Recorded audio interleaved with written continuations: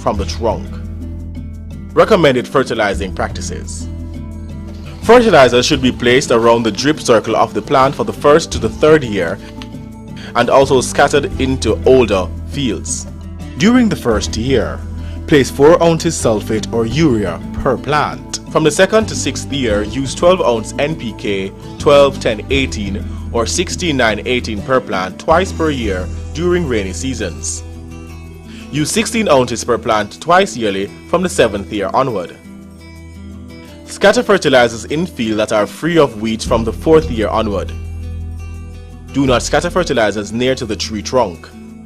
Pest and disease control. The only disease affecting cocoa in Jamaica are the black pod disease caused by a fungus and Sherrell wilt, which is a physiological complaint. Sherrell wilt causes the drying up of young pods up to 5 inches in length. Black pod disease causes a gradual rotting of pods, including the beans inside them.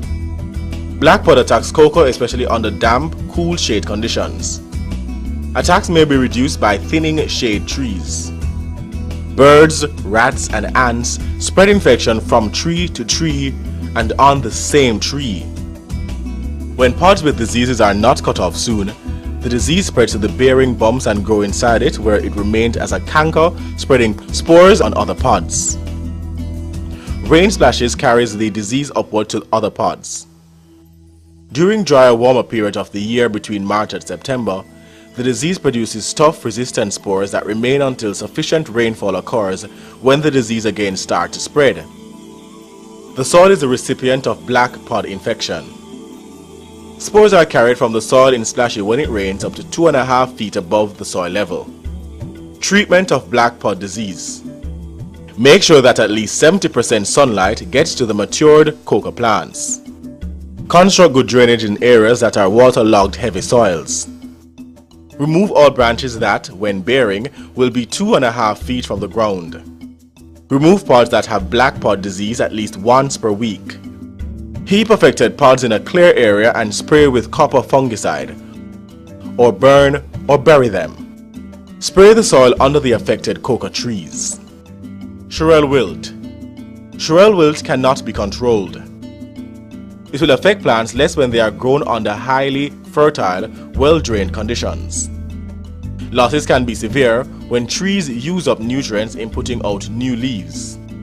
Fiddler beetle. There are 2 types of fiddler beetles. The larger fiddler beetle, which have blue stripes along its back, and the smaller fiddler beetle. The grub of the fiddler beetle kills the cocoa trees by eating away bark around the root of the tree.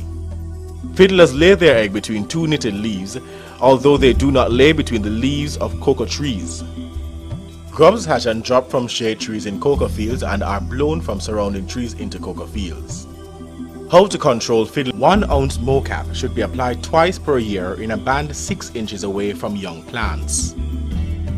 Use 4 ounces in a 2 feet wide band 2 feet away for 4 years and older plants. Treat plants when the adult beetles are most numerous during March and September. Young trees may be saved during rainy weather by the early removal of grubs. Place sand around the stream below ground to encourage the growth of new roots. The first sign of attack is a copious blooming without the production of new leaves. Rats and woodpeckers. Rats and woodpeckers destroy ripening cocoa pods. Use poison baits to control rats. The cocoa industry supplies rat bait at a subsidized cost. Rats should be allowed to eat the baits for 4 to 5 days for it to be effective.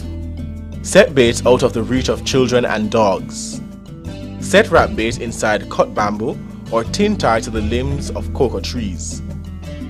3 days after setting bait, check to see whether more bait will be needed. Continue setting the baits when damage persists or occurs again. Woodpecker damage is much less common than that of rats. Woodpeckers make a small hole without tooth marks around the edge and remove only a small amount of beans. In rainy weather, the remaining beans will sprout if not collected soon after the pod is damaged. Duck ants and wet wood termites. Termites, commonly called duck ants, attack rotting portions of trees. Stumps that are left at time of pruning rots and encourages attacks. Ensure that stumps are not left on trees when they are pruned to discourage damage. The wetwood termite is a more serious pest. This termite attack cut portions of the tree before rotting begins, as well as damp rotting wood. The indication of attack is a deposit of red sawdust like excrement at the point of infestation. A small amount of diazonin poured in the affected area is recommended as treatment for control. Harvesting cocoa. Cocoa is mainly harvested during 2 periods of the year. The main harvest usually occurs between September and December. The lesser harvest is usually between March and June. As pods become more mature, they increase in size and their color changes. Green color pods or parts of pods gradually becomes yellow. Red colored pods or parts of pods gradually become orange. Pods should be harvested as soon as these changes of color become definite. They should be cut from trees without doing damage to cushions. Damaged cushions will lead to lower future yields. Use the pruning hook to harvest the higher pods. Processing and marketing of cocoa beans. Processing consists of fermenting and drying cocoa beans. The Cocoa Industry Board operates 3 fermenteries at Richmond, Morgan's Valley, and Kingston. The board purchases wet cocoa beans from collectors which are appointed by the cocoa cooperative in each parish where cocoa is grown. Fermenting takes place in specially constructed fermenting bins. Fermenting bins are made of white pine or wood which will not affect the taste or smell of the beans. The boxes should be at least 2 feet wide by 4 feet long, by 2.5 feet deep with 1/4 inch interstice in the bottom for drainage. Immature rat damaged and black pod affected beans cannot be properly fermented. The beans are aerated from one box to another on the 2nd, 4th, and 6th day of the fermentation process. Drying begins on the 8th day. The sides of the boxes must be removable to allow for cleaning. During fermentation, the beans are covered with a plastic sheet over which jute bags are spread to retain heat and keep temperature at 45 to 50 degrees Celsius. When supplies of beans are insufficient to fill a box, beans may be held in a box under banana leaves and added to the top of succeeding day's beans. 3-day supplies of beans may be fermented together in this way. During drying, beans are exposed to the sunlight in layers of 4 to 6 inches thick, preferably on wooden floors for the first 2 days. Afterwards, beans are transferred to artificial dryers where they are dried for 18 to 24 hours at 65 degrees Celsius. Cocoa yield. The highest yield has been obtained from an acre of a single clone, 3,316 pounds of dry beans, 144 boxes of wet cocoa in 1970 to 1971 from ICS1 to Orange River Agricultural Station. This field was unshaded and given 3 pounds of fertilizer per tree annually. Over a 5-year period 1966 to 1971, the average yield was 2,752 pounds, 112 boxes. Average annual yields of over 600 pounds per acre have been obtained in the large-scale cultivation under the shade of other trees and without the use of fertilizer. Yields of about 2,000 pounds per acre per annum have also been obtained from mixed clones on small farms with minimum shades and without fertilizer. Over the years, the cocoa industry have seen a decline in production from totals of 79,080 boxes produced annually in 1990 through peak production periods in 1994, where the record 102,389 boxes were produced. Since 1996, the industry has seen a severe decline up to 80% to a total production of 21,240 boxes produced in 2002. The Ministry of Agriculture and the Cocoa Board, along with the JAS, have started implementing plans to arrest the decline, go on to fulfilling our production quota, and expanding our own local manufacturing industry. Profitability on investing in cocoa. Cocoa is the easiest crop to grow, reap, and market. It is one of the least bulky and perishable crops, and because of its complete canopy, it is second only to forest in protecting the soil from erosion. Although cocoa takes 7 years to come into full bearing, with an average economic lifespan of 30 years per field, planting it under plantains or bananas or coconuts will defray the cost of planting. The product that is produced is of premium quality. With its rich, unique flavor and aroma, it has a high worldwide demand.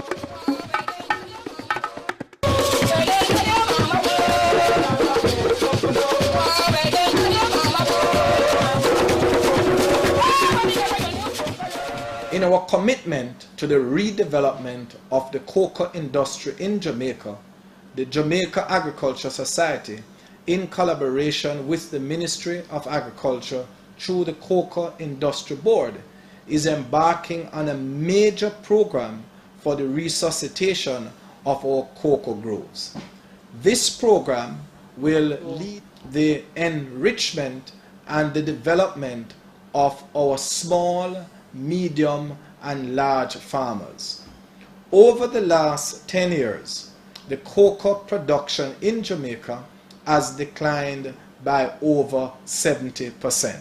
The Jamaica Agriculture Society, which is the organization that represents the interests of all farmers, is giving its full support to the rehabilitation efforts of the cocoa industry board and the cocoa industry on a whole. This effort will lead to the development not only of the cocoa farms, but also will impact positively on rural farmers and their farms family. This rehabilitation efforts will make all cocoa farmers be extremely proud that they are cocoa farmers, because it will lead to higher level of production and productivity that will result in higher income for the farmers. We are also focusing on ensuring that the cocoa as a product under the brand Jamaica retain its #1 status on the world market. On that basis, I want to make a special appeal to all my fellow farmers, all my cocoa farmers, to be engaged in this major drive and this effort to rehabilitate our cocoa groves in order to fill the existing demands on the world market and regain our #1 spot as the finest cocoa in the world. The Jamaica Agriculture Society will shortly be a part of the collaborative team that will engage in the rehabilitation of over 6,000 acres of cocoa in Jamaica. We will be appealing to all the stakeholders, the Agricultural Credit Bank, the Development Bank of Jamaica, RADA, the PC Bank, and all those that have direct impact on the cocoa farmers to work with the Ministry of Agriculture, the Cocoa Industry Board, and the Jamaica Agriculture Society in our effort to rehabilitate the cocoa industry in Jamaica. I therefore urge my fellow farmers to join us as we move forward in the rehabilitation of the cocoa industry. And your Jamaica Agriculture Society is committed to work with all of you, all of our farmers, to the development of the cocoa industry that will lead to the rural development, the rural people, their farm families, and certainly the broader economic scope of Jamaica land we love.